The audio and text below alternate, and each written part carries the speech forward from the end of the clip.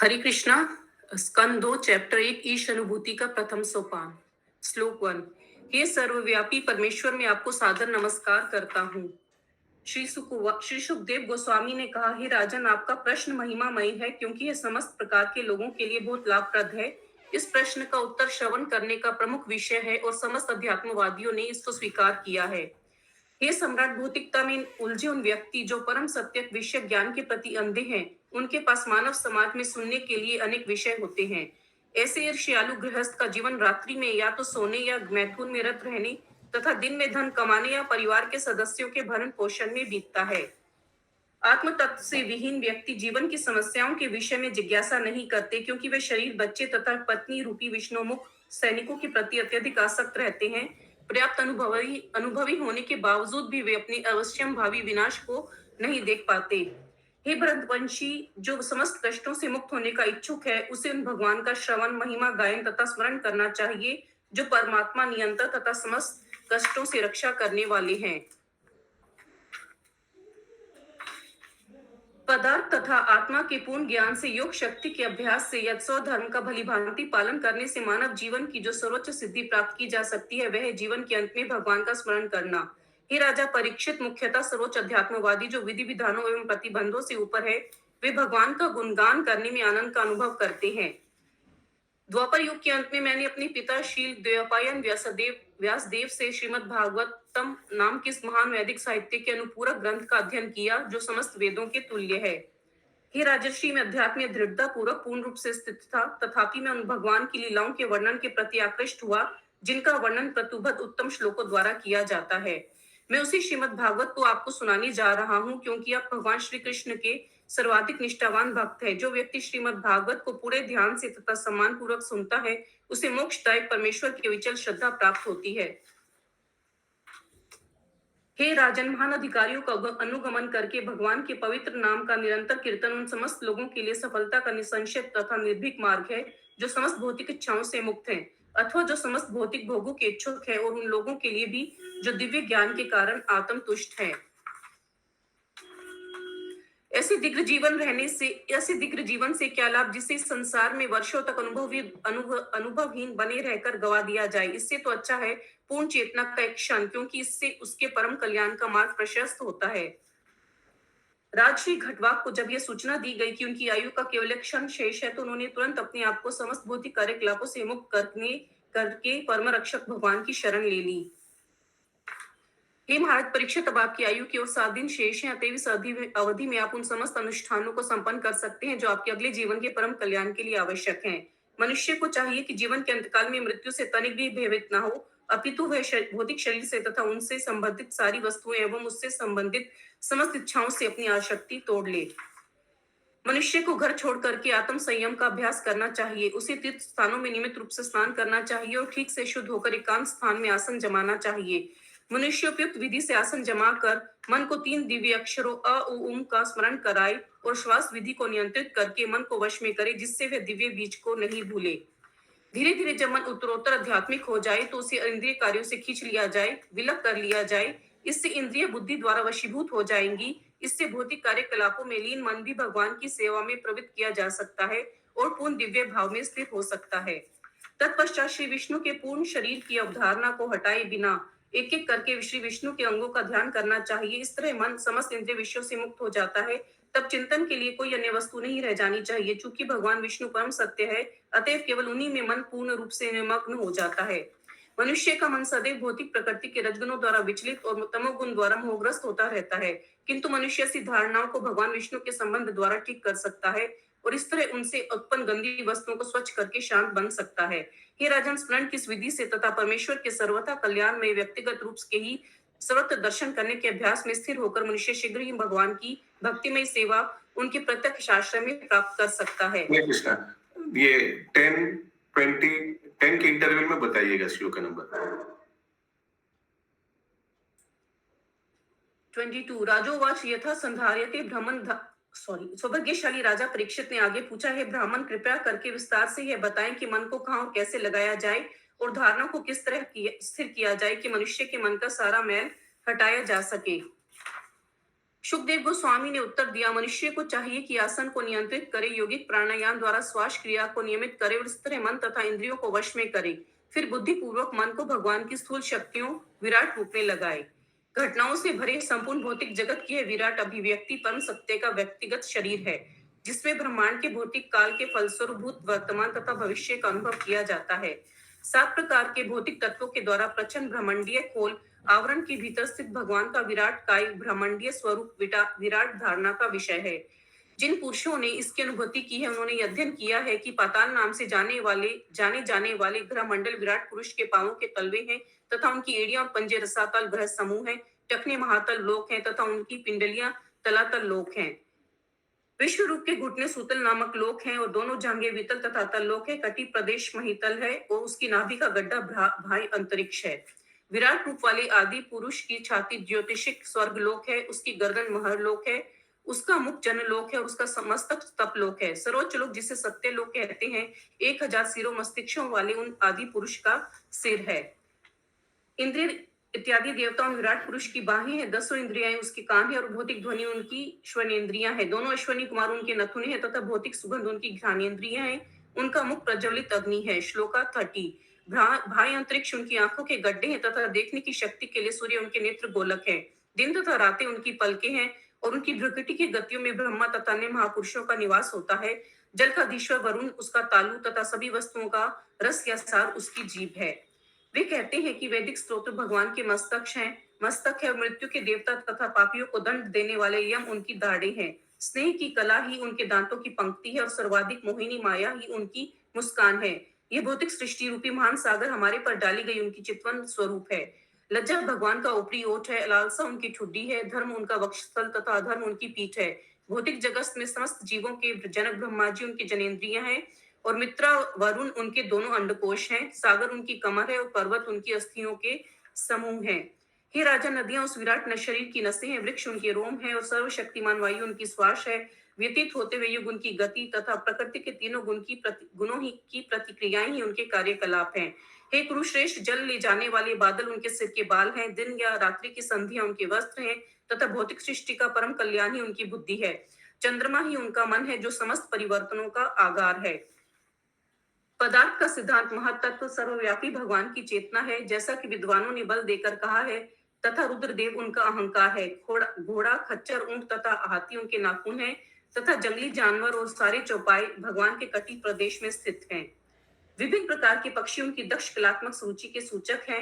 मानव जाति के पिता मनु उनकी आदर्श बुद्धि के प्रतीक है और मानवता उनका निवास है। गंधर्व विद्याधर चारण तथा देवदूत जैसी देवी मनुष्य उनके संगीत के लय को व्यक्त करते हैं। आसुरी सैनिक उनकी अद्भुत शक्ति के प्रतिरूप हैं। विराट पुरुष का मुख ब्राह्मण है, उनकी भुजाएं क्षत्रिय हैं, उनकी जांघें वैश्य हैं तथा शूद्र उनके चरणों के संरक्षण में है। सारे पूज्य देवता उनमें सन्निहित हैं और यह प्रत्येक व्यक्ति का कर्तव्य है कि भगवान को प्रसन्न करने के लिए यथासंभव वस्तुओं से यज्ञ संपन्न करे। इस प्रकार मैंने आपको भगवान के स्थूल भौतिक विराट रूप की अवधारणा का वर्णन किया। जो व्यक्ति सचमुच मुक्ति की इच्छा करता है, वे भगवान के इस रूप पर अपने मन को एकाग्र करता है, क्योंकि भौतिक जगत में इससे अधिक कुछ भी नहीं है। मनुष्य को अपना मन पूर्ण पुरुषोत्तम भगवान में एकाग्र करना चाहिए, क्योंकि वे ही अपने आप को इतने सारे रूपों में उसी तरह वितरित करते हैं जिस तरह की सामान्य मनुष्य स्वप्न में हजारों रूपों की सृष्टि करता है। मनुष्य को अपना मन उन पर एकाग्र करना चाहिए जो एकमात्र सर्वथा आनंदमय परम सत्य है, अन्यथा मनुष्य पथ भ्रष्ट हो जाएगा और खुद अपने पतन का कारण बनेगा। प्रथम अध्याय समाप्त। हृदय में भगवान। श्लोका नंबर 1। श्री सुखदेव गोस्वामी ने कहा, इस ब्रह्मांड के प्रकाट्य के पूर्व ब्रह्मा जी ने विराट रूप के ध्यान द्वारा भगवान को प्रसन्न करके विलुप्त हो चुकी अपनी चेतना पुनः प्राप्त की। इस तरह वे सृष्टि का पूर्ववत पूर्ण निर्माण कर सके। वैदिक ध्वनियों को प्रस्तुत करने की विधि इतनी होने वाली है कि ये व्यक्तियों की बुद्धि को स्वर्ग जैसी व्यर्थ की वस्तुओं की ओर ले जाती है। बुद्ध जीव ऐसी सर्वगिक मायामयी वासनाओं के स्वप्नों में मंडराते रहते हैं, लेकिन उन ऐसे स्थानों में वे सच्चे सुख की प्राप्ति नहीं कर पाते। अतः प्रबुद्ध व्यक्ति को उपाधियों वाले इस जगत में रहते हुए जीवन की न्यूनतम आवश्यकताओं के लिए प्रयत्न करना चाहिए। उसे बुद्धिमत्ता पूर्वक स्थिर रहना चाहिए और अवांछित वस्तुओं के लिए कभी कोई प्रयत्न नहीं करना चाहिए, क्योंकि वह व्यवहारिक रूप में यह अनुभव करने में सक्षम होता है कि ऐसे सारे प्रयास कठोर श्रम के अतिरिक्त और कुछ नहीं होते। जब लेटने के लिए विपुल भूखंड पड़े हैं तो चारपाइयों तथा गद्दों की क्या आवश्यकता है। जब मनुष्य अपनी भा का उपयोग कर सकता है तो फिर तकिए की क्या आवश्यकता है? जब मनुष्य अपनी हथेलियों का उपयोग कर सकता है तो तरह तरह के बर्तनों की क्या आवश्यकता है? जब पर्याप्त ओढ़न अथवा वृक्ष की छाल उपलब्ध हो तो फिर वस्त्र की क्या आवश्यकता है? क्या सड़कों पर चिथड़े नहीं पड़े रहते हैं? क्या दूसरों का पालन करने के लिए जीवित रहने वाले वृक्ष शब्दान में भिक्षा नहीं देते? क्या सूख जाने पर नदियां नदियां प्यासे को जल प्रदान नहीं करती? क्या पर्वतों की गुफाएं बंद हो चुकी हैं? या सबसे ऊपर क्या सब सर्वशक्तिमान भगवान पूर्ण शरणागत आत्माओं की रक्षा नहीं करते? तो फिर विद्वान मुनिजन उनकी चापलूसी क्यों करते हैं जो अपनी गाड़ी कमाई की संपत्ति के कारण प्रमत्त हो गए हैं? मनुष्य को इस प्रकार स्थिर होकर उनकी भगवान की सर्वशक्तिमत्ता के कारण अपने हृदय में स्थित परमात्मा की सेवा करनी चाहिए। चूंकि वे सर्वशक्तिमान भगवान सनातन एवं असीम है, अतः वे जीवन के चरम लक्ष्य है और उनकी पूजा करके मनुष्य बद्ध जीवन के कारण को दूर कर सकता है। निपट भौतिकतावादी के अतिरिक्त ऐसा कौन होगा जो जन सामान्य को अपने कर्मों से मिलने वाले फलों के कारण क्लेशों की नदी इसमें गिरते हुए देखकर भी ऐसे विचारों की उपेक्षा करे और केवल क्षण भंगुर नामों को ग्रहण करे? अन्य लोग शरीर के हृदय प्रदेश में वास करने वाले के एवं केवल एक बित्ता 8 इंच परिमाण के 4 हाथों वाले तथा उनमें से प्रत्येक में क्रमशः कमल रथ का चक्र, शंख तथा गदा धारण किए हुए भगवान का ध्यान करते हैं। उनका मुख उनकी प्रसन्नता को व्यक्त करता है, उनकी आंखें कमल की पंखुड़ियों के समान है, उनका वस्त्र कदम पुरुष के केसर के समान पीले रंग का तथा बहुमूल्य रत्नों से जड़ित है। उनके सारे आभूषण स्वर्ण से निर्मित तथा रत्नों से जड़ित हैं। वे देदीप्यमान मुकुट तथा कुंडल धारण किए हुए हैं। श्लोका 10। उनके चरण कमल महान योगियों के कमल सदृश हृदय के गुच्छों के ऊपर रखे हुए हैं। उनके वक्ष स्थल पर कौस्तुभ मणि है जिसमें सुंदर बछड़ा अंकित है और उनके कंधों पर अन्य रत्न है। उनका पूर्ण स्कंध प्रदेश ताजे फूलों की माला से सज्जित है। उनकी कमर अलंकृत करधनी से भली भांति सुशोभित है और उनकी कंगलियों में बहुमूल्य रत्नों से जड़ित अंगूठियां हैं। उनके नुपुर, उनके कंकन, उनके घुंघराली नीले रंग की आभा वाले चिकने बाल तथा उनका सुंदर मुस्कान युक्त मुख, ये सभी अत्यंत सुहावने हैं। भगवान की भव्य लीलाएं तथा उनके हास्यमय मुख की उल्लासमयी चितवन उनके व्यापक वरदानों के संकेत हैं। अतः मनुष्य को चाहिए कि जब तक ध्यान द्वारा उसका मन भगवान पर स्थिर रखा जा सके तब तक मन को उनके इसी दिव्य रूप में एकाग्र करे। ध्यान की प्रक्रिया भगवान के चरण कमलों से प्रारंभ करते हुए उसे उसके उनके हंसते मुखमंडल तक ले आई। इस तरह पहले ध्यान को चरण कमलों पर एकाग्र करे, फिर पिंडलियों पर, तब जांघों पर और क्रमशः ऊपर की ओर उठाता जाए। मन जितना ही एक एक करके भगवान के विभिन्न अंगों पर स्थिर होगा, बुद्धि उतनी ही अधिक परिष्कृत होगी। जब तक स्थूल भौतिकतावादी व्यक्ति दिव्य तथा भौतिक दोनों दोनों ही जगतों के दृष्टा परमेश्वर की प्रेमा भक्ति विकसित ना कर ले, तब तक उसे अपने कर्तव्यों को पूरा कर लेने के बाद भगवान के विराट रूप का स्मरण या ध्यान करना चाहिए। हे राजन, जब भी योगी मनुष्य के इस ग्रह को छोड़ने की इच्छा करे तो वे उचित काल या स्थान की तनिक भी इच्छा न करते हुए सुविधा पूर्वक अविचल भाव से आसन लगा ले और प्राण वायु को नियमित करके मन द्वारा अपनी इंद्रियों को वश में करे। तत्पश्चात योगी को चाहिए कि वे अपनी विशुद्ध बुद्धि के द्वारा अपने मन को जीवात्मा में तदाकार करे और फिर जीवात्मा को परम आत्मा में विलीन कर दे। ऐसा करने के बाद पूर्णतया तुष्ट जीव तुष्टि की चरम अवस्था को प्राप्त होता है, जिससे वे अन्य सारे कार्यकलाप बंद कर देता है। उस लब्धोपशांति की दिव्य अवस्था में विनाशकारी काल की सर्वोपरिता नहीं रह पाती, जो उन देवताओं का भी नियामक है जिन्हें संसारिक प्राणियों के ऊपर शासन करने की शक्ति प्रदान की गई है। तो फिर स्वयं देवताओं के विषय में तो कहना ही क्या। इस अवस्था में ना तो भौतिक सत्वगुण, रजोगुण या तमोगुण रहते हैं, ना ही मिथ्या अहंकार, ना भौतिक कारण अथवा ना भौतिक प्रकृति ही रह पाती है। योगी जन ईश्वर विहीन प्रत्येक वस्तु से बचना चाहते हैं, क्योंकि उन्हें उस परम स्थिति का पता है जिसमें प्रत्येक वस्तु भगवान विष्णु से संबंधित है। अतः वह शुद्ध भक्त जो कि भगवान से पूर्ण ऐक्य रखता है, जटिलताएं उत्पन्न नहीं करता, अपितु भगवान के चरण कमलों को हृदय में धारण करके उनकी प्रत्येक क्षण पूजा करता है।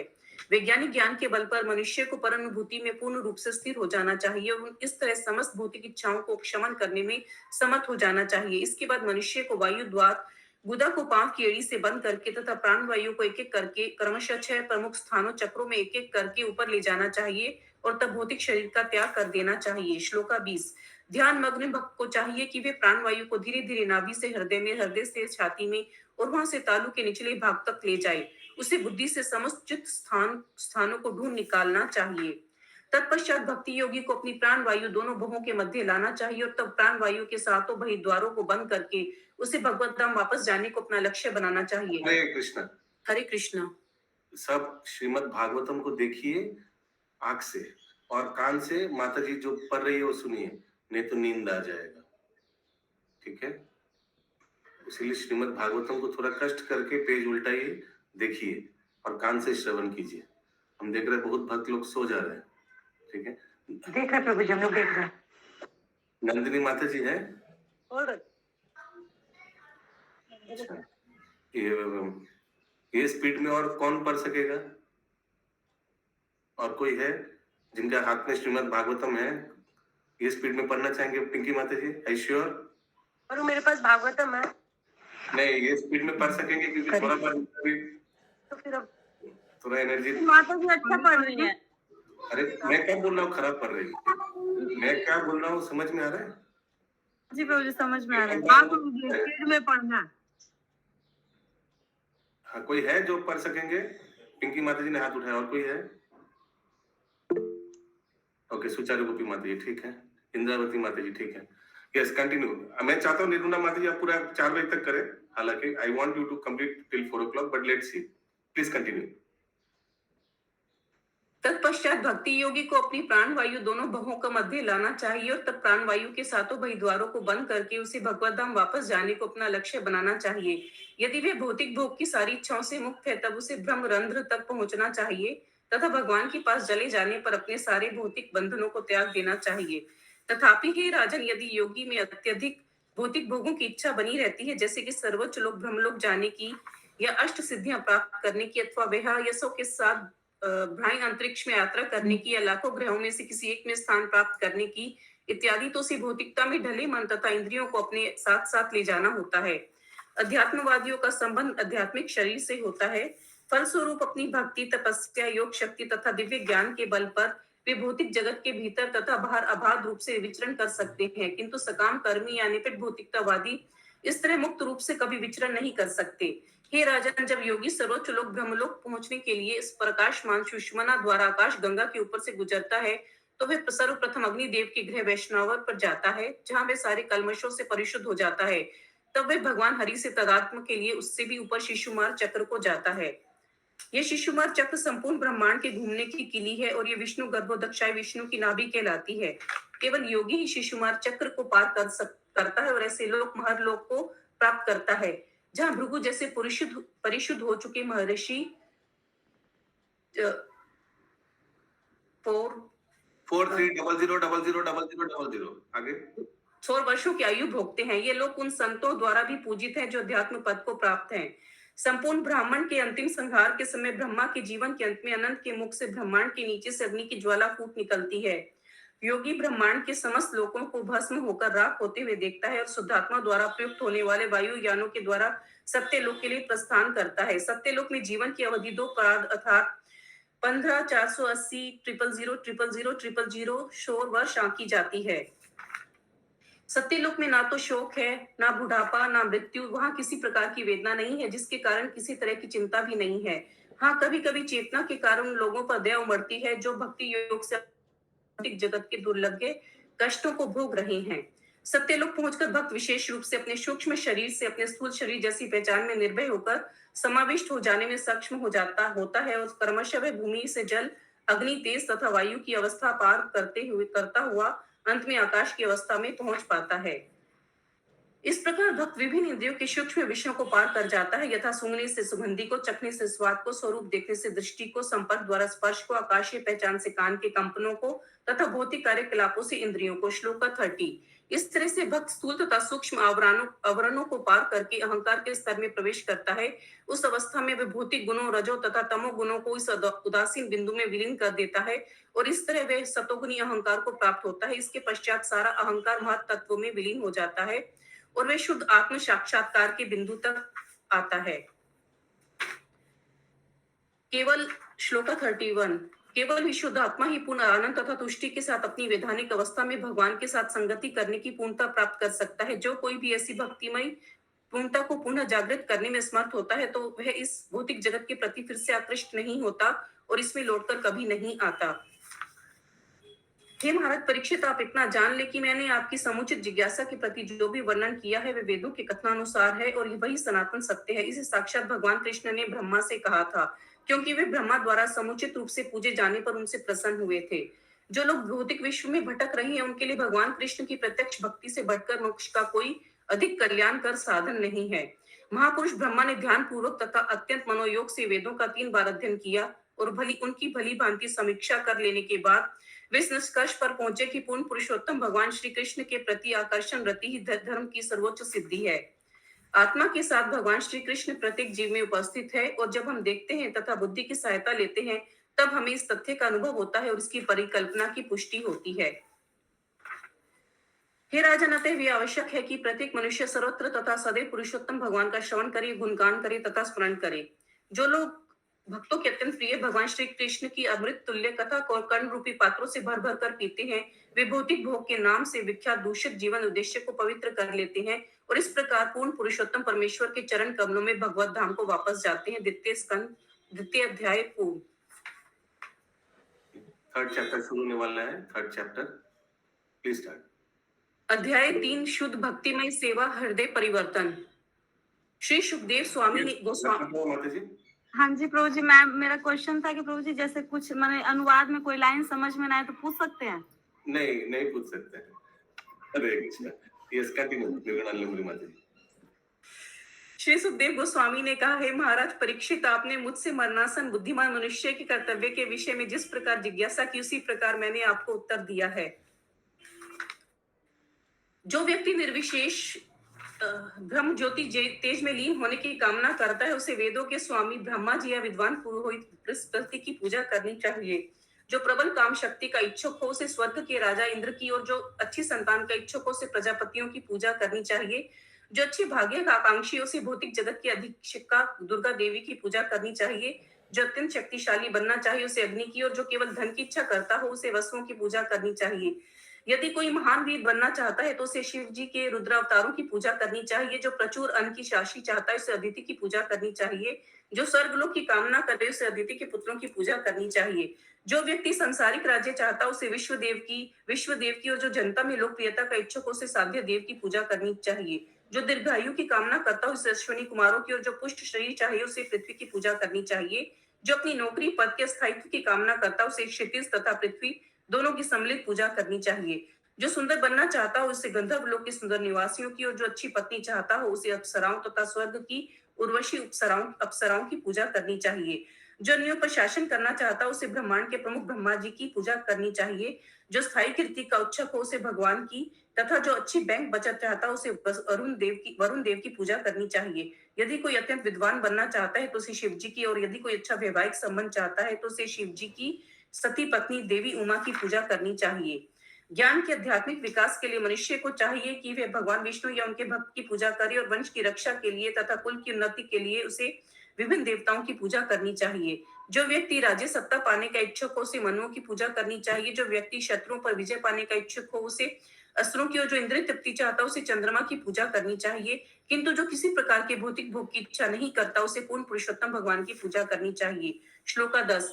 जिस व्यक्ति की बुद्धि व्यापक है वे चाहे समस्त भौतिक इच्छाओं से युक्त हो या निष्काम हो अथवा मुक्ति का इच्छुक हो उसे चाहिए कि वे सभी प्रकार से परम पूर्ण भगवान की पूजा करें। अनेक देवताओं की पूजा करने वाले विविध प्रकार के लोग केवल भगवान के शुद्ध भक्त की संगति से ही सर्वोच्च सिद्धिदायक वर प्राप्त कर सकते हैं जो पूर्ण पुरुषोत्तम भगवान पर अविचल स्वयं स्फूर्त आकर्षण के रूप में होता है। परम भगवान हरिविषयक दिव्य ज्ञान वह ज्ञान है जिससे भौतिक गुणों की तरंगे तथा भंवरे पूरी तरह थम जाती हैं। ऐसा ज्ञान भौतिक आसक्ति से रहित होने के कारण आत्म तुष्टि प्रदान करने वाला है और दिव्य होने के कारण महापुरुषों द्वारा मान्य है। तो भला ऐसा कौन होगा जो इससे आकृष्ट नहीं होगा। शौनक ने कहा, व्यास पुत्र श्री सुखदेव गोस्वामी अत्यंत विद्वान ऋषि थे और बातों को काव्यमय ढंग से प्रस्तुत करने में सक्षम थे। अतः उन्होंने जो कुछ कहा उसे सुनने के बाद महाराज परीक्षित ने उनसे और क्या पूछा। हे विद्वान सूत गोस्वामी, कृपया आप हम सबों को ऐसी कथाएं समझाते रहें क्योंकि हम सब सुनने को उत्सुक हैं। इसके अतिरिक्त ऐसी कथाएं जिनसे भगवान हरि के विषय में विचार विमर्श हो सके भक्तों की सभा में अवश्य ही कहीं सुनी जानी चाहिए। पांडवों के पुत्र महाराज परीक्षित अपने बाल्यकाल से ही भगवान के महान भक्त थे। वे खिलौनों से खेलते समय भी अपने कुलदेव की पूजा का अनुकरण करते हुए भगवान कृष्ण की पूजा किया करते थे। व्यास पुत्र सुखदेव गोस्वामी दिव्य ज्ञान से पूर्ण भी थे और वसुदेव पुत्र भगवान श्री कृष्ण के महान भक्त भी थे। अतः भगवान कृष्ण विषयक चर्चाएं अवश्य चलती रही होंगी क्योंकि बड़े बड़े दार्शनिकों द्वारा तथा महान भक्तों की सभा में कृष्ण के गुणों का बखान होता रहता है। उदय तथा अस्त होते हुए सूर्य सबों की आयु को क्षीण करता है किंतु जो सर्वोत्तम भगवान की कथाओं की चर्चा चलाने में अपने समय का सदुपयोग करता है उसकी आयु क्षीण नहीं होती। क्या वृक्ष जीते नहीं है? क्या लुहार की भौंकनी सांस नहीं लेती? हमारे चारों ओर क्या पशुगण भोजन नहीं करते या वीर्यपात नहीं करते? कुत्तों, सुकरों, ऊंटों तथा गधों जैसे पुरुष उन पुरुषों की प्रशंसा करते हैं जो समस्त बुराइयों से उद्धार करने वाले भगवान श्री कृष्ण की दिव्य लीलाओं का कभी भी श्रवण नहीं करते। श्लोका 20 जिसने भगवान के शौर्य तथा अद्भुत कार्यों की कथाएं नहीं सुनी है तथा जिसने भगवान के विषय में गीतों को गाया उच्च स्वर से उच्चारण नहीं किया है, उसके श्रवण रंध्र मानो सांप के बिल है और जीभ मानो मेंढक की जीभ है। उस शरीर का ऊपरी भाग भले ही रेशमी पगड़ी से सज्जित क्यों ना हो, किंतु यदि मुक्ति के दाता भगवान के समक्ष झुकाया नहीं जाता तो वह केवल एक भारी बोझ के समान है। इसी प्रकार चाहे हाथ चमचमाते कंकनों से अलंकृत हो, यदि भगवान हरि की सेवा में नहीं लगे रहते तो वे मृत पुरुष के हाथों के तुल्य हैं। जो आंखें भगवान विष्णु की प्रतीकात्मक अभिव्यक्तियों, उनके रूप, नाम, गुण आदि को नहीं देखती, वे मोर पंख में अंकित आंखों के तुल्य है। और जो पाव तीर्थ स्थानों की यात्रा नहीं करते जहां भगवान का स्मरण किया जाता है, वे वृक्ष के तनों जैसे माने जाते हैं। जिस व्यक्ति ने कभी भी भगवान के शुद्ध भक्त की चरण धूलि अपने मस्तक पर धारण नहीं की, वह निश्चित रूप से शव है। और तथा जिस व्यक्ति ने भगवान के चरण कमलों पर चढ़े तुलसी दलों की सुगंधि का अनुभव नहीं किया, वह श्वास लेते हुए भी मृत देह के तुल्य है। निश्चय ही वह हृदय फुलाद का बना है जो एकाग्र होकर भगवान के पवित्र नाम का उच्चारण करने पर भी नहीं बदलता। जब हर्ष होता है तो आंखों में आंसू नहीं भर आते और शरीर के रोम रोम खड़े नहीं हो जाते।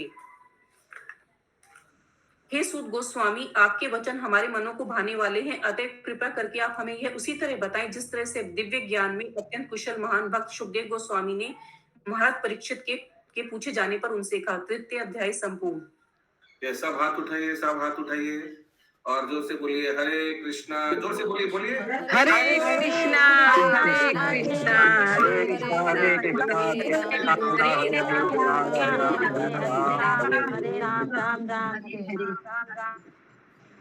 फिर से थोड़ा एक्सरसाइज कर लीजिए। नहीं आ रही नींद, नहीं आ रही नींद, नहीं आ रही। पक्का बहुत तो अच्छा लग रहा है। नींद नहीं आ रहा है प्रभु जी, अच्छा लग रहा है, हम लोग सुन रहे हैं, बहुत अच्छा लग रहा है। एकदम नहीं सो रहे हैं। आपको धन्यवाद बोल रहे प्रभु। थैंक यू प्रभु जी, आपको बहुत बहुत थैंक यू बहुत धन्यवाद, इतना अच्छा अच्छा व्यवस्था करता है प्रभु। यस, चौथा अध्याय स्टार्ट। अध्याय 4 सृष्टि प्रक्रम। सूत गोस्वामी ने कहा, सुखदेव गोस्वामी से आत्मा के सत्य के विषय में बातें सुनकर उत्तरा की। अध्याय 4 सृष्टि प्रक्रम। हाँ, मैंने बोला। सुखदेव गोस्वामी ने कहा, सुखदेव गोस्वामी से आत्मा के सत्य के विषय में बातें सुनकर उत्तरा के पुत्र महाराज परीक्षित ने आस्था पूर्वक अपना ध्यान भगवान कृष्ण में लगा दिया। भगवान कृष्ण के प्रति एकनिष्ठ आकर्षण के फलस्वरूप महाराज परीक्षित ने अपने निजी शरीर, अपनी पत्नी, अपनी संतान, अपने महल, अपने पशु, हाथी, घोड़े, अपने खजाने, मित्र तथा संबंधी और अपने निष्कंटक राज्य के प्रति प्रगाढ़ ममता त्याग दी। हे महर्षियों, महात्मा महाराज परीक्षित ने भगवान कृष्ण के विचार में निरंतर लीन रहते हुए अपनी आसान मृत्यु को भली भांति जानते हुए सारे सकाम कर्म अर्थात धर्म के कार्य, आर्थिक विकास तथा इंद्रिय तृप्ति त्याग दिए और कृष्ण के लिए सहज प्रेम में अपने को दृढ़ता से स्थिर कर लिया। तब उन्होंने इस सारे प्रश्नों को उसी तरह पूछा जिस तरह आप सब मुझसे पूछ रहे हैं। महाराज परीक्षित ने कहा, हे विद्वान ब्राह्मण, आपके भौतिक दूषण से रहित होने के कारण सब कुछ जानते हैं, अतएव आपने मुझसे जो भी कहा है वह मुझे पूर्ण रूप से उचित प्रतीत होता है। आपकी बातें क्रमशः मेरे अज्ञान रूपी अंधकार को दूर कर रही हैं, क्योंकि आप भगवान की कथाएं कह रहे हैं। मैं आपसे यह जानना चाहता हूं कि भगवान किस प्रकार अपनी निजी शक्तियों से इस रूप में दृश्य ब्रह्मांडों की सृष्टि करते हैं जो बड़े से बड़े देवताओं के लिए भी अचिंत्य है। कृपया बताएं कि सर्वशक्तिमान परमेश्वर किस तरह अपनी विभिन्न शक्तियों तथा विभिन्न विस्तारों की घटनाओं से भरे जगत के पालन करने में लगाते हैं और एक खिलाड़ी के खेल की तरह फिर से इसे समेट लेते हैं। हे विद्वान ब्राह्मण, भगवान के दिव्य कार्यकलाप अद्भुत हैं और वे अचिंत्य प्रतीत होते हैं, क्योंकि अनेक विद्वान पंडितों के अनेक प्रयास भी उन्हें समझने में अपर्याप्त सिद्ध होते रहे हैं। पूर्ण पुरुषोत्तम भगवान एक हैं, चाहे वे प्रकृति के गुणों से अकेले कार्य करें या एक साथ कई रूपों में विस्तार करें या कि प्रकृति के गुणों के निर्देशन हेतु बारी बारी से विस्तार करें। श्लोका 10। कृपया इन सारे संशयप्रद प्रश्नों का निवारण कर दें, क्योंकि आप न केवल वैदिक साहित्य के परम विद्वान एवं अध्यात्म में आत्मसिद्ध हैं, अपितु आप भगवान के महान भक्त भी हैं, अतएव भगवान के ही समान हैं। आप भगवान के ही समान हैं। सूत गोस्वामी ने कहा, जब राजा ने सुखदेव गोस्वामी से इस प्रकार प्रार्थना की कि वे भगवान की सृजनात्मक शक्ति का वर्णन करें, तो उन्होंने इंद्रियों के स्वामी श्री कृष्ण का ठीक से स्मरण किया और उपयुक्त उत्तर देने के लिए इस प्रकार बोले। सुखदेव गोस्वामी ने कहा, मैं उन पूर्ण पुरुषोत्तम भगवान को सादर नमस्कार करता हूँ जो भौतिक जगत की सृष्टि के लिए प्रकृति के 3 गुणों को स्वीकार करते हैं। वे प्रत्येक के शरीर के भीतर निवास करने वाले परम पूर्ण हैं और उनकी गतियां अचिंत्य हैं। मैं पूर्ण संपूर्ण जगत रूप तथा अध्यात्म रूप उन भगवान को सादर नमस्कार करता हूँ जो पुण्यात्मा भक्तों को समस्त संकटों से मुक्ति दिलाने वाले तथा भक्त असुरों की नास्तिक मनोवृत्ति की बुद्धि वृद्धि को विनिष्ट करने वाले हैं। जो अध्यात्मवादी सर्वोपरि आध्यात्मिक पूर्णता में स्थित हैं, उन्हें वे उनके विशिष्ट पद प्रदान करने वाले हैं। मैं उन्हें सादर नमस्कार करता हूँ जो अधिवंशियों के संगी हैं और भक्तों के लिए सदैव समस्या बनी रहती हैं। वे भौतिक तथा आध्यात्मिक दोनों जगतों के परम भोक्ता हैं, फिर भी वे वैकुंठ में स्थित अपने धाम का भोग करते हैं। कोई भी उनके समतुल्य नहीं है क्योंकि उनका दिव्य ऐश्वर्य अमाप्य है। मैं उन सर्व मंगलमय भगवान श्री कृष्ण को सादर नमस्कार करता हूँ जिनके यशोगान स्मरण दर्शन वंदन स्मरण तथा श्रवण तथा पूजन से पाप करने वाले के सारे पाप फल तुरंत धुल जाते हैं। मैं सर्व मंगलमय भगवान श्री कृष्ण को बारंबार प्रणाम करता हूँ। मैं उनके चरण कमलों की शरण करने मात्र से उच्च कोटि के बुद्धिमान जन वर्तमान तथा भावी अस्तित्व की सारी आसक्तियों से छुटकारा पा जाते हैं और बिना किसी कठिनाई के आध्यात्मिक जगत की ओर अग्रसर होते हैं। मैं सर्व मंगलमय भगवान श्री कृष्ण को पुनः पुनः सादर नमस्कार करता हूँ क्योंकि बड़े बड़े विद्वान ऋषि, बड़े बड़े दानी, यश लब्ध कार्यकर्ता, बड़े बड़े दार्शनिक तथा योगी, बड़े बड़े वेद पाठी तथा वैदिक सिद्धांतों के बड़े बड़े अनुयायी तक भी ऐसे महान गुणों को भगवान की सेवा में समर्पित किए बिना कोई क्षेम कुशलता प्राप्त नहीं कर पाते। किरात, हूण, आंध्र, पुल्लिंद, पुलकश, आभीर, शुंभ, यवन, खस आदि जातियों के सदस्य तथा पाप कर्मों में लिप्त रहते वाले अन्य लोग परम शक्तिशाली भगवान के भक्तों की शरण ग्रहण करके शुद्ध हो सकते हैं। मैं उन भगवान को सादर नमस्कार करता हूँ। वे परमात्मा है तथा समस्त स्वरूप सिद्ध पुरुषों के परमेश्वर हैं। वे साक्षात वेद, धर्म, ग्रंथ, शास्त्र तथा तपस्या हैं। वे ब्रह्मा जी, शिव जी तथा कपट से रहित समस्त व्यक्तियों द्वारा पूजित हैं। आश्रय तथा सम्मान से ऐसे पूजित होने वाले पूर्ण पुरुषोत्तम मुझ पर प्रसन्न हो। श्लोका 20। भगवान श्री कृष्ण जो समस्त भक्तों के पूजनीय स्वामी हैं, यदुवंश के अंधक तथा वृष्णि जैसे समस्त राजाओं के रक्षक तथा उनके यश हैं, सभी लक्ष्मी देवियों के पति, समस्त यज्ञों के निर्देशक, अतएव समस्त जीवों के अग्रणी, समस्त बुद्धि के नियंता, समस्त देव्य एवं भौतिक लोगों के अधिष्ठाता तथा पृथ्वी पर परम अवतार सर्वे सर्वा है, वे मुझ पर कृपालु हों। भगवान श्री कृष्ण श्लोका 21 श्लोक। भगवान श्री कृष्ण मुक्तिदाता है। भक्त प्रतिपल उनके चरण कमलों का चिंतन करते हुए तथा महापुरुषों के चरण चिन्हों पर चलते हुए समाधि में परम सत्य का दर्शन कर सकता है। तथापि विद्वान ज्ञानी जन उनके विषय में अपनी सनक के अनुसार चिंतन करते हैं। ऐसे भगवान मुझ पर प्रसन्न हो। जिन्होंने सृजन के प्रारंभ में ब्रह्मा के हृदय में शक्तिशाली ज्ञान का विस्तार किया और सृष्टि तथा अपने विषय में पूर्ण ज्ञान की प्रेरणा दी और जो ब्रह्मा के मुख से प्रतीत हुए, वे भगवान मुझ पर प्रसन्न हो। ब्रह्मांड के भीतर लेटकर जो तत्वों से निर्मित शरीरों को प्राणमय बनाते हैं और जो अपने पुरुष अवतार में जीव को भौतिक गुणों के 16 विभाग के अधीन करते हैं, जो जीव के जनक रूप हैं, वे पूर्ण पुरुषोत्तम भगवान मेरे प्रवचनों को अलंकृत करने के लिए प्रसन्न हो। मैं वासुदेव के अवतारशील व्यास देव जी को सादर नमस्कार करता हूँ, जिन्होंने वैदिक शास्त्रों का संकलन किया। शुद्ध भक्तगण भगवान की कमल सदृश मुख से टपकते हुए अमृतोपम दिव्य ज्ञान का पान करते हैं। हे राजन, नारद द्वारा पूछे जाने पर प्रथम जन्म ब्रह्मा जी ने इस विषय में ठीक वही बातें बतलाई जो भगवान ने अपने पुत्र ब्रह्मा से प्रत्यक्ष कही थी, जिन्हें जन्म से ही वैदिक ज्ञान धारण कराया गया था। अध्याय 4 समाप्त।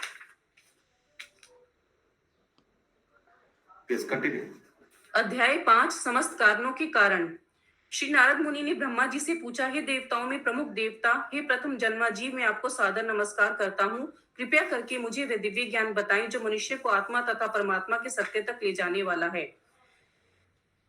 हे पिताजी, कृपया इस व्यक्ति जगत के वास्तविक लक्षणों का वर्णन कीजिए। इसका आधार क्या है, इसका सृजन किस प्रकार किया गया, यह किस तरह से संस्थित है और यह सब किसके नियंत्रण में किया जा रहा है। हे पिताजी, आप यह सब वैज्ञानिक ढंग से जानते हैं, क्योंकि भूतकाल में जो कुछ रचा गया, भविष्य में जो भी रचा जाएगा, या वर्तमान में जो कुछ रचा जा रहा है तथा इस ब्रह्मांड के भीतर जितनी सारी वस्तुएं हैं, वे सब आपकी हथेली में आंवले के सदृश है। हे पिताजी, आपके ज्ञान का स्रोत क्या है? आप किसके संरक्षण में रह रही हैं? आप किसकी अधीनता में कार्य कर रही हैं? आपकी वास्तविक स्थिति क्या है? क्या आप अकेले ही सारे जीवों को अपनी निजी शक्ति के द्वारा भौतिक तत्वों से उत्पन्न करते हैं? जिस प्रकार मकड़ी अपने जाले को सरलता से उत्पन्न करती है और अन्यों के द्वारा पराजित हुए बिना अपनी सृजन शक्ति प्रकट करती है, और उसी प्रकार आप अपनी आत्मनिर्भर शक्ति को प्रयोग करके दूसरों से सहायता लिए बिना सृजन करते हैं। हम किसी विशेष वस्तु, श्रेष्ठ, निकृष्ट या समतुल्य, नित्य या क्षणिक, इनके नामों, लक्षणों तथा गुणों से जो भी समझ पाते हैं वे आपके अतिरिक्त अन्य किसी स्रोत से सृजित नहीं होती, क्योंकि आप इतने महान हैं। फिर भी जब हम आपके द्वारा पूर्ण अनुशासन में रहते हुए संपन्न की गई कठिन तपस्याओं के विषय में सोचते हैं, तो हम आपसे भी अधिक शक्तिशाली किसी व्यक्ति के अस्तित्व के विषय में आश्चर्यचकित रह जाते हैं, यद्यपि आप सृष्टि के मामले में इतनी शक्तिशाली हैं। हे पिताजी, आप सब कुछ जानने वाले हैं और आप सबों के नियंता हैं। अतः मैंने आपसे जितने प्रश्न किए हैं उन्हें कृपया करके बताइए, जिससे मैं आपके शिष्य के रूप में उन्हें समझ सकूं।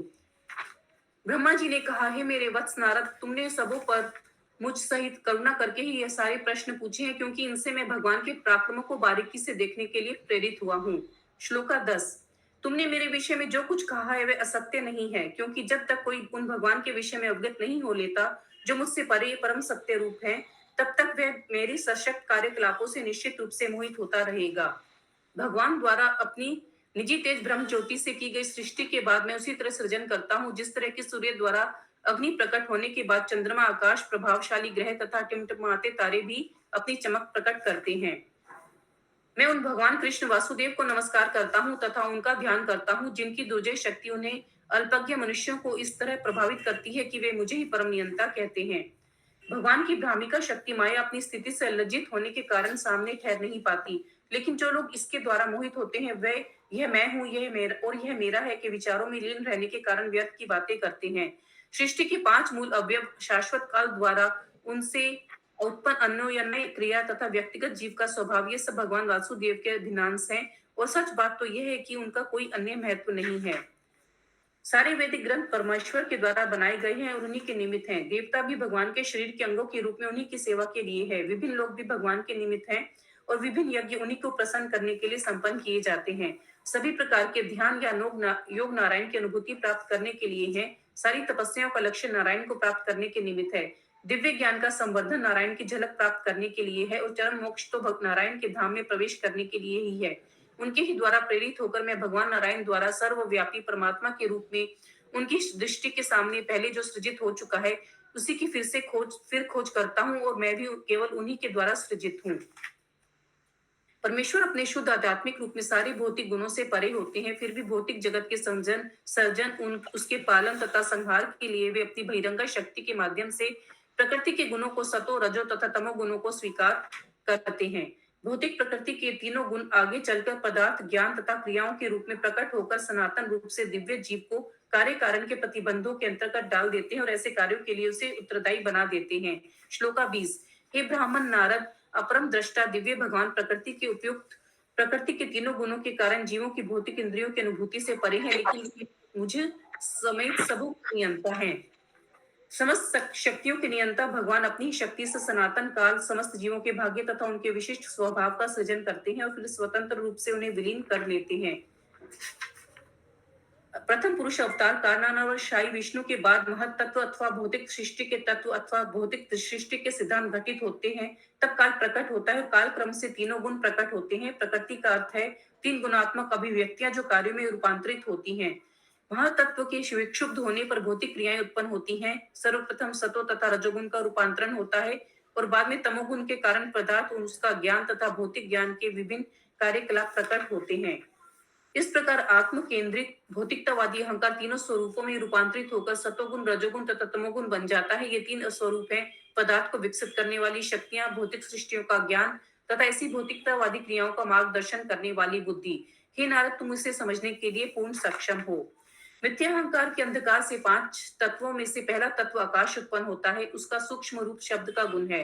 ठीक उसी प्रकार जिस तरह दृष्टा का दृश्य से संबंध होता है, चूंकि आकाश रूपांतरित होता है, अतः स्पर्श गुण से युक्त वायु उत्पन्न होती है और पूर्व परंपरा के अनुसार वायु शब्द तथा आयु के मूलभूत तत्व अर्थात इंद्रियानुभूति, मानसिक शक्ति तथा शारीरिक बल से भी पूर्ण होती है।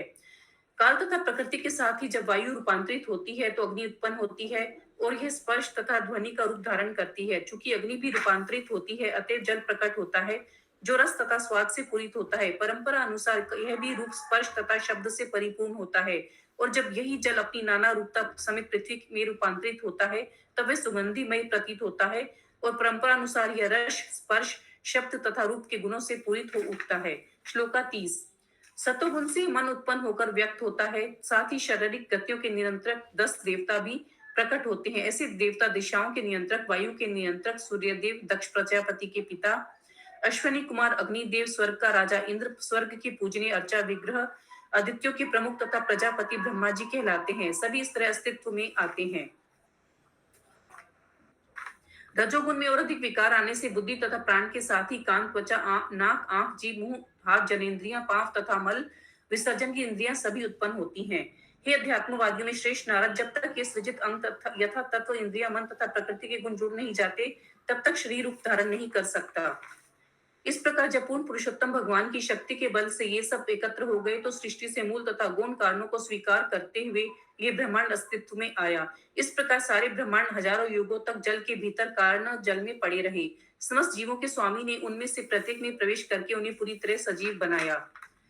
यद्यपि भगवान महाविष्णु कारण सागर में शयन करते रहते हैं, किंतु वे उससे बाहर निकलकर और अपने को हिरण्य गर्भ के रूप में विभाजित करके प्रत्येक ब्रह्मांड में प्रविष्ट हो गए और उन्होंने हजारों पांव, भुजा, मुंह, सिर वाला विराट रूप धारण कर लिया। बड़े बड़े दार्शनिक कल्पना करते हैं कि ब्रह्मांड में सारे लोग भगवान के विराट शरीर के विभिन्न ऊपरी तथा निचले अंगों के प्रदर्शन है। ब्राह्मण वर्ग भगवान के मुख का, क्षत्रिय उनकी भुजाओं का और वैश्य उनकी जांघों का प्रतिनिधित्व करते हैं, जबकि शूद्र वर्ग उनके पांवों से उत्पन्न हुआ है। पृथ्वी तल तक सारे अधोलोक उनके पांवों में स्थित हैं। भूलोक इत्यादि मध्य लोक उनकी नाभि में स्थित है और इससे भी उच्चतर लोक जो देवताओं तथा सुसंस्कृत ऋषि मुनियों द्वारा विकसित हैं, वे भगवान के वक्ष स्थल में स्थित हैं। भगवान के विराट रूप के वक्ष स्थल से गर्दन तक के प्रदेश में जनलोक तथा तपोलोक स्थित हैं, जबकि सर्वोच्च लोक सत्यलोक इस विराट रूप के सिर पर स्थित है, किंतु आध्यात्मिक लोक शाश्वत है। श्लोक 40। हे पुत्र नारद, तुम मुझसे जान लो कि कुल 14 लोकों में से 7 निम्न ग्रह मंडल अधोलोक है। इनमें पहला लोक अतल है जो कटी में स्थित है, दूसरा लोक वितल जांघों में स्थित है, तीसरा लोक सुतल घुटनों में, चौथा लोक तलातल पिंडलियों में, पांचवा लोक महातल टखनों में, छठा लोक रसातल है जो पांवों के ऊपरी भाग में स्थित है तथा सातवां लोक पाताल लोक है जो तलवों में स्थित है। इस प्रकार भगवान का विराट रूप समस्त लोकों से पूर्ण है। अन्य लोग संपूर्ण लोकों को 3 भागों में विभाजित कर सकते हैं। इनके नाम है परम पुरुष के पांवों पर अधोलोक पृथ्वी तक, नाभि पर मध्य लोक तथा वक्ष तल से सिर तक उधर्वलोक स्वलोक। अध्याय 5 पूर्ण। हरे कृष्णा। सब फिर से हाथ उठाकर बोलिए एक बार हरे कृष्ण। हरे कृष्णा कृष्णा कृष्णा हरे राम राम राम हरे हरे। अध्याय 6 पुरुष सूक्त की पुष्टि। ब्रह्मा जी ने कहा, विराट पुरुष का मुख वाणी का उद्गम केंद्र है और उसका नियामक देव अग्नि है। उनकी त्वचा तथा अन्य 6 स्तर आवरण वैदिक मंत्रों के उद्गम केंद्र है। उनकी जीभ देवताओं, पितरों तथा सामान्य जनों को अर्पित करने वाले विभिन्न खाद्यों तथा व्यसनों रजों का उद्गम है। उनके दोनों नथुने हमारे श्वास के तथा अन्य सभी प्रकार की वायु के जनन केंद्र है। उनकी घ्राण शक्ति से अश्विनी कुमार तथा समस्त प्रकार की जड़ी बूटियां उत्पन्न होती हैं। उनकी श्वास शक्ति से विभिन्न प्रकार की सुगंधियां उत्पन्न होती हैं। उनके नेत्र सभी प्रकार के रूपों के उत्पत्ति केंद्र है। वे चमकते हैं तथा प्रकाशित करते हैं। उनकी पुत्रियां नेत्र गोलक, सूर्य तथा देवी नक्षत्रों की भांति हैं। उनके कान सभी दिशाओं में सुनते हैं और समस्त वेदों को ग्रहण करने वाले हैं। उनकी श्रवण इंद्रियां आकाश तथा समस्त प्रकार की ध्वनियों की उद्गम है। उनके शरीर की ऊपरी सतह सभी वस्तुओं के सार एवं समस्त शुभ अवसरों की जन्म स्थली है। उनकी त्वचा गतिशील वायु की भांति सभी प्रकार के स्पर्श का उद्गम तथा समस्त प्रकार के यज्ञों का संपन्न करने का स्थान है।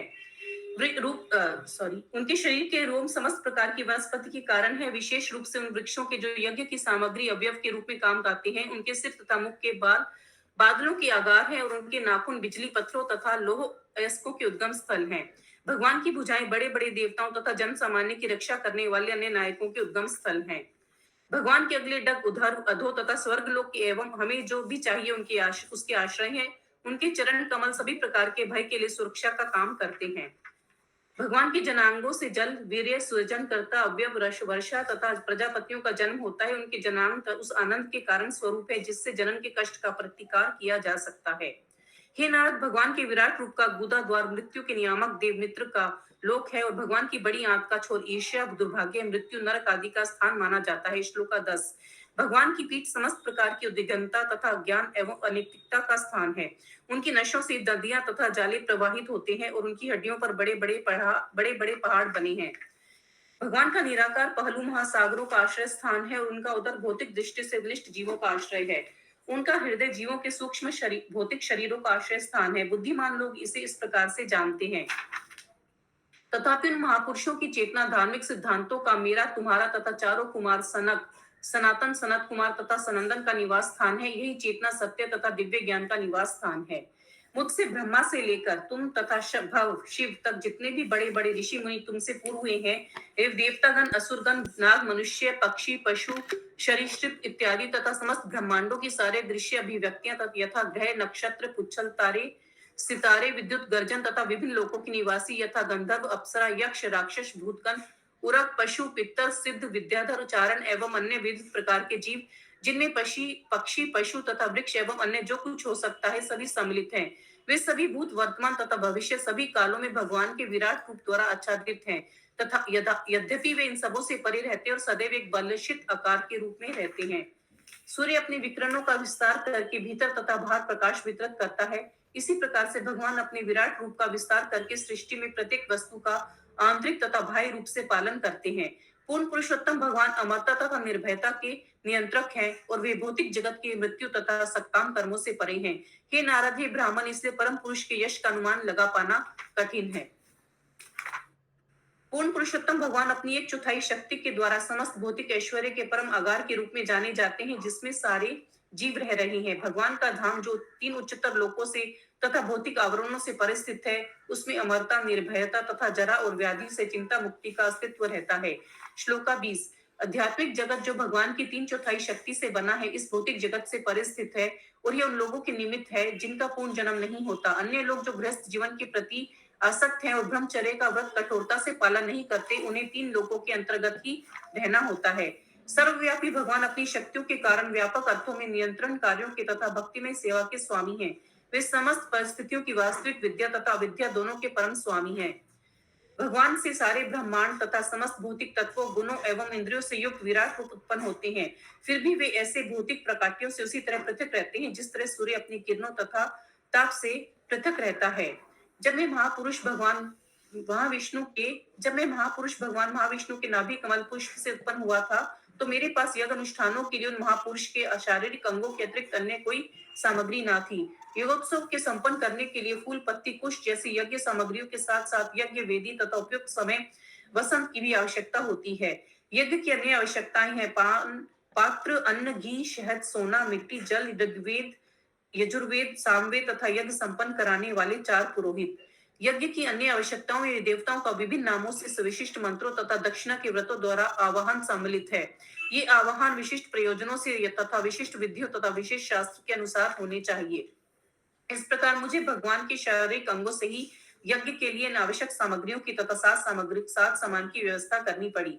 देवताओं के नामों के आवाहन से चरम लक्ष्य विष्णु की क्रमशः प्राप्ति हुई और इस प्रकार प्रायश्चित तथा पूर्णाहुति पूरी हुई। इस प्रकार मैंने यज्ञ के भोक्ता परमेश्वर के शरीर के अंगों से यज्ञ के लिए सारी सामग्री तथा साथ सामान उत्पन्न किए और भगवान को प्रसन्न करने के लिए मैंने यज्ञ संपन्न किया। हे पुत्र, तत्पश्चात तुम्हारे 9 भाइयों ने जो प्रजापति हैं, व्यक्त तथा अव्यक्त दोनों प्रकार के पुरुषों को प्रसन्न करने के लिए समुचित अनुष्ठानों सहित यज्ञ संपन्न किया। श्लोका 30। तत्पश्चात मनुष्यों के पिताओं अर्थात मनुओं महर्षियों पितरों विद्वान पंडितों दैत्यों तथा मनुष्य ने परमेश्वर को प्रसन्न करने के निमित्त यज्ञ संपन्न किए। अतएव सारे ब्रह्मांडों की भौतिक अभिव्यक्तियां उनकी शक्तिशाली भौतिक शक्तियों में स्थित हैं, जिन्हें वे स्वतः स्वीकार करते हैं, यद्यपि वे भौतिक गुणों से सदैव निर्लिप्त रहते हैं। उनकी इच्छा से मैं सृजन करता हूँ, शिव जी विनाश करते हैं और वे स्वयं अपने सनातन भगवान रूप से सबों का पालन करते हैं। वे इन 3 शक्तियों के शक्तिमान नियामक हैं। प्रिय पुत्र, तुमने मुझसे जो कुछ पूछा था उसको मैंने इस तरह तुम्हें बतला दिया। तुम यह निश्चय जानो कि जो कुछ भी यहाँ है, चाहे वे कारण हो या कार्य, दोनों ही आध्यात्मिक तथा भौतिक जगतों में वह पूर्ण पुरुषोत्तम भगवान पर आश्रित है। हे नारद, चूंकि मैंने पूर्ण पुरुषोत्तम भगवान हरि के चरण कमलों को अत्यंत उत्कंठा के साथ पकड़ रखा है, अतः मैं जो कुछ कहता हूँ वह कभी असत्य नहीं होता। ना तो मेरे मन की प्रगति कभी अवरुद्ध होती है और ना ही मेरी इंद्रियां कभी भी पदार्थ की क्षणिक आसक्ति से पतित होती है। यद्यपि मैं विद्वान ज्ञान की वैदिक ज्ञान की शिष्य परंपरा में दक्ष महान ब्रह्मा के रूप में विख्यात हूँ और यद्यपि मैंने सारी तपस्याएं की हैं तथा यद्यपि मैं योग शक्ति एवं आत्म साक्षात्कार में पटू हूँ और मुझे सादर प्रणाम करने वाले जीवों के महान प्रजापति मुझे इसी रूप में मानते हैं, तो भी मैं उन भगवान को नहीं समझ सकता जो मेरे जन्म के मूल उद्गम है। अतः मेरे लिए श्रेष्ठकर होगा कि मैं उनके चरणों में आत्मसमर्पण कर दूं, क्योंकि केवल वही मनुष्य को जन्म मृत्यु के चक्र से उबार सकते हैं। ऐसा आत्मसमर्पण सर्वथा कल्याणप्रद है और इससे समस्त सुख की अनुभूति होती है। आकाश भी अपने विस्तार की सीमाओं का अनुमान नहीं लगा सकता, अतः जब भगवान ही अपनी सीमाओं का अनुमान कर लगाने में अक्षम रहते हैं तो भला दूसरे क्या कर सकते हैं। जब ना शिवजी, ना तुम और ना मैं ही आध्यात्मिक आनंद की सीमाएं तय कर सके हैं तो अन्य देवता इसे कैसे जान सकते हैं। चूंकि हम सभी परमेश्वर की माया से मोहित हैं, अतः हम अपने अपने सामर्थ्य के अनुसार इस व्यक्ति विश्व को देख सकते हैं। हम उन पूर्ण पुरुषोत्तम भगवान को सादर प्रणाम करते हैं जिनके अवतारों तथा कार्यकलापों का गायन हमारे द्वारा उनके महिमा मंडन के लिए किया जाता है। यद्यपि वे अपने यथार्थ रूप में बड़ी कठिनाई से ही जाने जा सकते हैं। वे परम आदि भगवान श्री कृष्ण प्रथम अवतार महाविष्णु के रूप में अपना विस्तार करके इस व्यक्ति जगत की सृष्टि करते हैं, किंतु वे अजन्मा रहते हैं, फिर भी सृजन उन्हीं में होता है और भौतिक पदार्थ तथा अभिव्यक्ति भी वे ही हैं। वे कुछ काल तक उनका पालन करते हैं और फिर उन्हें अपने में समाहित कर लेते हैं। श्लोका 40। भगवान पवित्र है और भौतिक प्रभाव के समस्त कल्मश से रहित हैं। वे परम सत्य हैं और पूर्ण ज्ञान के मूर्ति मंत्र रूप हैं। वे सर्वव्यापी, अनादि, अनंत तथा अद्वय है। हे नारद, हे महर्षि, बड़े बड़े मुनि उन्हें तभी जान सकते हैं जब वे समस्त भौतिक लालसाओं से मुक्त हो जाते हैं और अविचलित इंद्रियों की शरण ग्रहण कर लेते हैं। अन्यथा व्यर्थ के तर्कों से सब कुछ विकृत हो जाता है और भगवान हमारी दृष्टि से ओझल हो जाते हैं। कारण और शाही विष्णु ही परमेश्वर के प्रथम अवतार हैं। वे सनातन काल, आकाश, कार्य, कारण, मन तत्व, भौतिक अहंकार, प्रकृति के गुणों, इंद्रियों, भगवान के विराट रूप, गर्भोदकशाही विष्णु तथा समस्त चर एवं अचर जीवों के स्वामी हैं। मैं स्वयं ब्रह्मा, शिवजी, भगवान विष्णु, दक्ष आदि प्रजापति, तुम नारद तथा कुमारगण, इंद्र तथा चंद्र जैसे देवता, भूलोक के नायक, अधोलोक के नायक, गंधर्व लोक के नायक, विद्याधर लोक के नायक, चारण लोक के नायक, यक्षों, राक्षसों तथा उर्गों के नेता, महर्षि, बड़े बड़े दैत्य, बड़े बड़े नास्तिक तथा अंतरिक्ष पुरुष तथा भूत प्रेत, शैतान, जिन, कुशामांड, बड़े बड़े जलचर, बड़े बड़े पशु तथा पक्षी इत्यादि, या दूसरे शब्दों में ऐसी कोई भी वस्तु जो बल, ऐश्वर्य, मानसिक तथा इंद्रिय कौशल, शक्ति, क्षमा, सौंदर्य, विनम्रता, ऐश्वर्य तथा प्रजनन से युक्त हो, चाहे रूपवान या रूप विहीन, वे सब भले ही विशिष्ट सत्य तथा भगवान के रूप प्रतीत हों, लेकिन वास्तव में वे वैसे हैं नहीं। वे सभी भगवान के दिव्य शक्ति के अंश मात्र हैं। हे नारद, अब मैं एक एक करके भगवान के दिव्य अवतारों का वर्णन करूंगा जो लीला अवतार कहलाते हैं। उनके कार्यकलापों के सुनने से कान में सारा संचित सारा मैल हट जाता है। ये लीलाएं सुनने में मधुर हैं और आस्वाद्य हैं, अतः ये मेरे हृदय में सदैव बनी रहती हैं। अध्याय 6 संपन्न। हरे कृष्णा। ग्रंथराज श्रीमद् भागवतम की जय। श्री प्रभुपाद।